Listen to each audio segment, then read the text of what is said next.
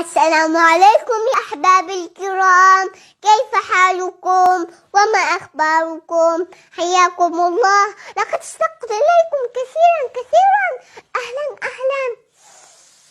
اليوم سأحدثكم الحديث المسلسل بالرحمة، وربما يطلق عليه الحديث المسلسل بالأولية. سأجيزكم به الآن، ولكن صلوا على رسول الله صلى الله عليه وسلم. صلى الله عليك يا سيدي يا رسول الله. أقول بالله التوفيق.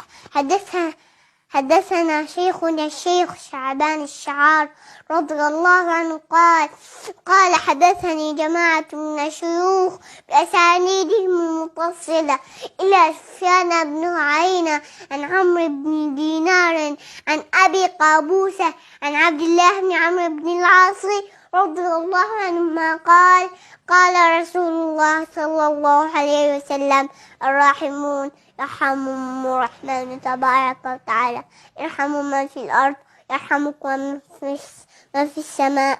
قد أجزتكم به، وصلى الله على سيدنا يا رسول الله. إني أحبكم في الله، لا تنسوني من صالح دعائكم، والحمد لله رب العالمين.